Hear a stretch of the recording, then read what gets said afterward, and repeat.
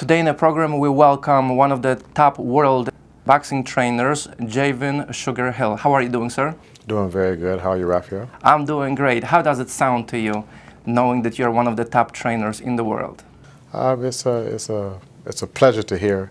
I never thought of it seriously, or I never thought of it at all until the end of the year, when people started mentioning my name as Trainer of the Year, and I thought, it was something special to me because my uncle, Emmanuel Stewart, he was Trainer of the Year quite a few years, and so it was just something to, make myself proud of, all the things that he taught me in life and in boxing. Well, a lot of people, a lot of media agree with this fact.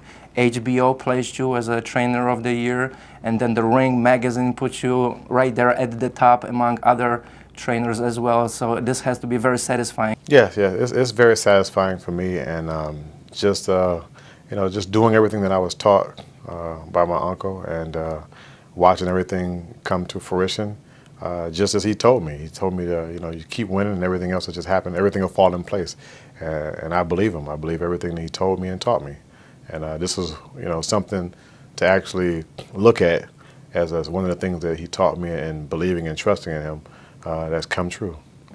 Well, this interview is even more special because we are inside of the house of your uncle, Emmanuel Stewart. You are sitting in the actual chair where he sat down and he came up with tons of thinking and decisions during his career. This is a true pleasure and honor. Yeah, I'm enjoying it. I'm sitting in his chair, so I'm coming up with tons of ideas and lots of thinking, and it feels like this chair is I'm soaking up the energy from this chair and presenting it to the world. I'm very, very honored to be here and speak with you, especially in this room, especially in this house. You learn so much from your uncle, but you are your own person as well. And the purpose of this interview is to get to know you a little bit better. Could you please take us back a little bit to your childhood and growing up in Detroit? How do you remember these years? I remember growing up in Detroit as a child. I remember being around my family, being around friends in my neighborhood, and I especially remember and have fond memories of going on boxing trips to the gym, the original Crunk gym, which was at 5555 McGraw in Detroit, Michigan, and being with my uncle and being around Thomas Hearns, Milt McCory, Jimmy Paul, Dwayne Thomas. I mean, tons of world champions coming out of that gym.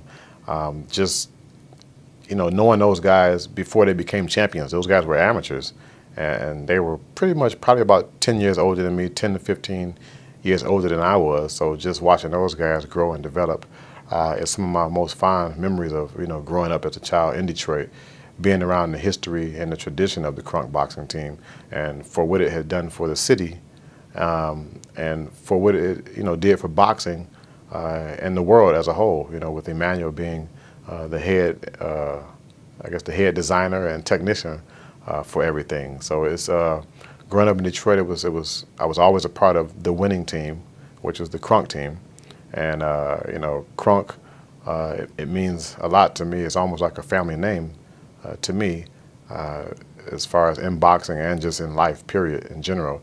And that was something that was used as a tool, I guess, to catapult my career, being a part of Crunk and getting that respect. But at the same time, I had to always, prove and get respect from people as well. I remember growing up actually boxing myself or in the streets, and people knew Emmanuel was my uncle, and I boxed for Crunk, and they want to try to pick fights with me, and I had to show them, that I'm not going to start a fight, but I'm going to end it the right way, with a victory, and I won't have that problem again. So it was just something that's been inside me, and that I watched and learned, that I'm proud to have a part of my history, and to be able to pass on actually to the next generation or anybody else willing to learn the boxing.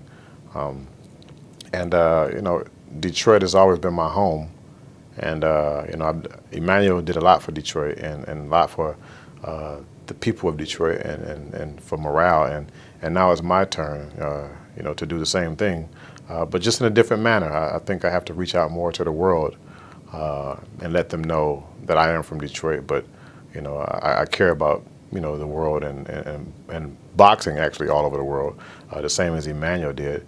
And I want to spread and share that, worldwide.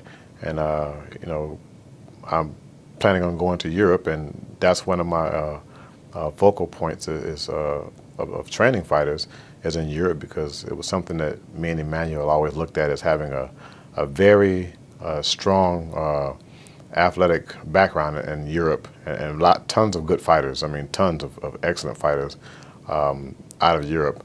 But for some reason, they just didn't have the proper training of the American style to make those fighters into those superstar world champions. And that's why a lot of people try to come to America and get their boxing. But I'm giving them the opportunity to stay in Europe, and I'm going to go to Europe and teach over there and make it big in Europe again.